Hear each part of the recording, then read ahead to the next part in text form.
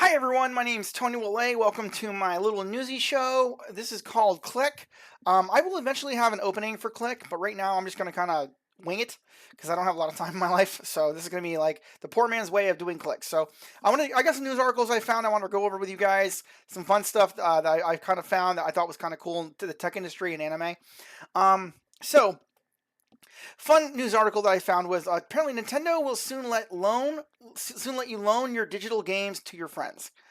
Basically, what they're basically doing is they're taking Nintendo Direct for Switch and Switch 2, and around April 2nd, they should be basically releasing it, and then we'll be releasing it for the console. They're taking your digital format of your game, and what they're doing is they're adding it so if you have another console that's a Switch 2, you can then share the game with one of your friends or family members, and they have different groups up to this.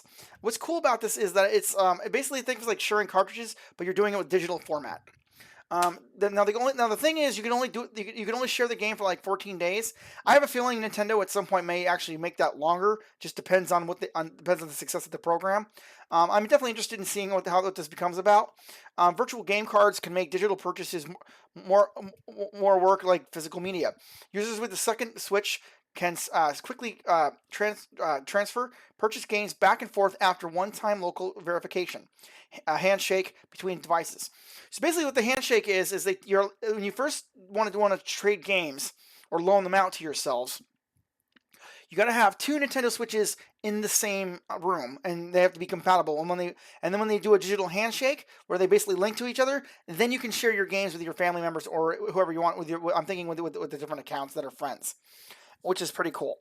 The first two devices must be the same Wi-Fi network during the exchange, which is what I just told you.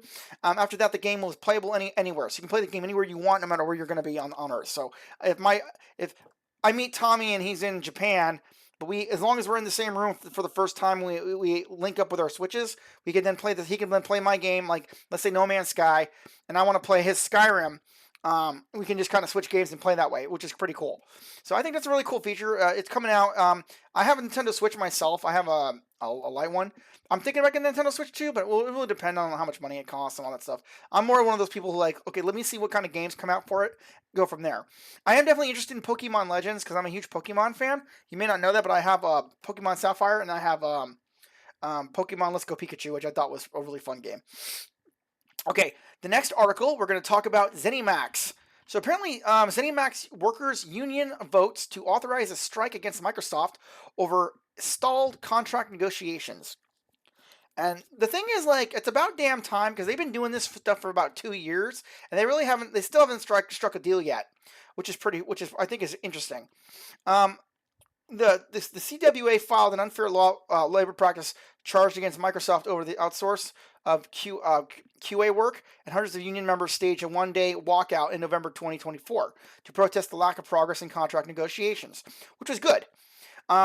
But now it sounds like the union is prepared to rack up things up, and as more than 94% of union members voted to authorize a call for strike. Underpay and costly ROT, return to office initiatives have caused many of us to put our lives on pause because of our income does not match even the rising cost of living in the cities where ZeniMax insists we live and work and to maintain employment. Says ZeniMax Workers United WCA Local 6215 member Zachary Armstrong, a senior QA tester. None of us wish to have this come to this, but Microsoft and ZeniMax continue to demonstrate at the bargaining table that they're unwilling to pay us fair wages for the value of our labor provides to our games. We'll be showing them just how valuable our labor is, and I agree with that actually. I believe in unions. I was in a union when I was a long time ago, but the problem is the union was kind of crappy.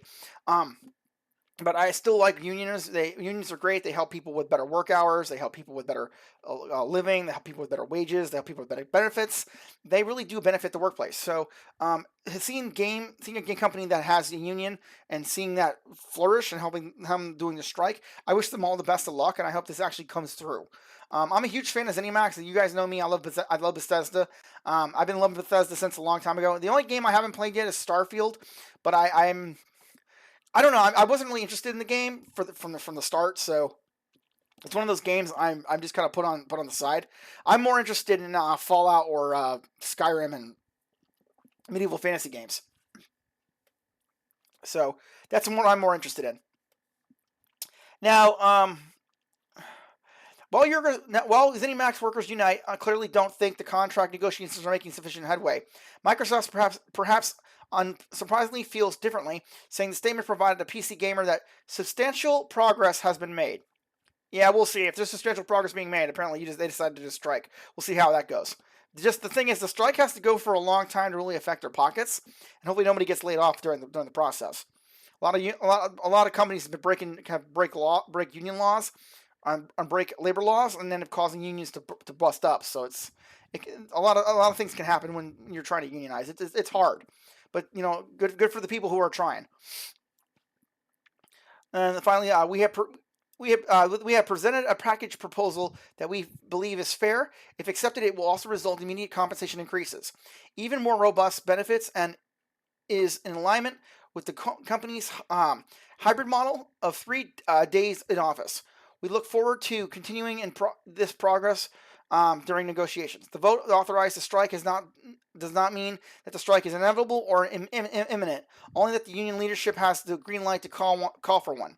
A CWA representative clarified that it is ultimately up to the workers to decide when and under what conditions to actually launch a strike, and also determine the length of the action, whether it's one day, another day, one walkout, or an ongoing strike. For instance, the conditions for it ending it.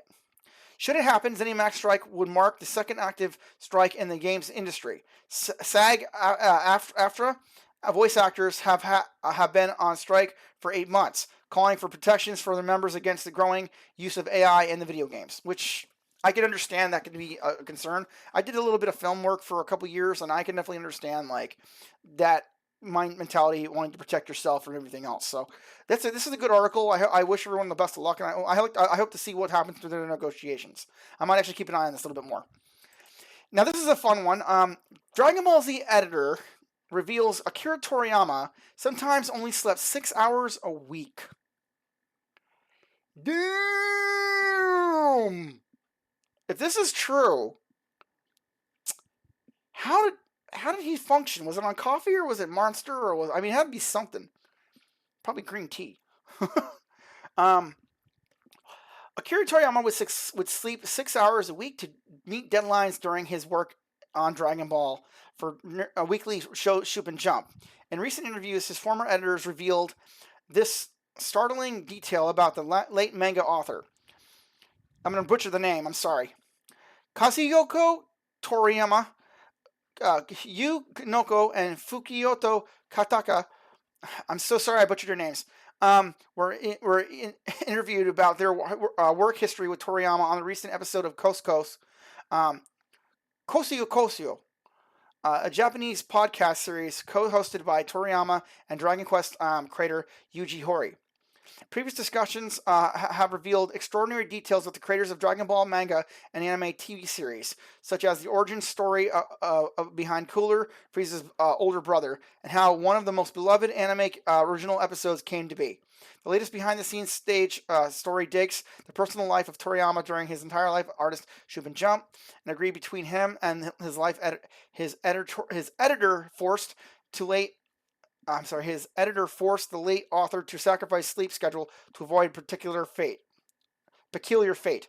Okay. So basically, that's the problem. And so what I've been told too, if you read some of the comments on the Reddit article, that apparently this is still going on today in Japan with manga artists, and apparently a lot of them die use, or they have long burnout periods where they don't want to come back to the industry. And I really wish there wasn't this work mindset all the time. Because especially myself and my own experiences, working all the time, just overtime, and just not getting any time to yourself in your life is horrible. I'm grateful I have a job now where I'm able to actually have some physical time with myself and my friends. It really has been a life-changing event for me, and having that time in my life I do appreciate it. So, God bless Toriyama and where he is right now. We do miss him. Hopefully, more Dragon Ball will come out, and hopefully they're not overworking their employees.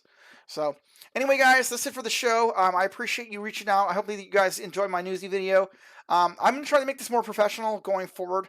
I'm going to have an intro at some point called Click, and we'll also do movie reviews as well. If you guys like my videos, let me know what you think of the news articles of whether ZeniMax, the Nintendo Switch, or the Dragon Ball editor in chief. Leave a comment in the section below. I always appreciate you. If you like my videos, please like and subscribe to my channel. Click the little bell icon to stay informed. My name's Tony Wale. I want to thank you for the click, and I will see you next time.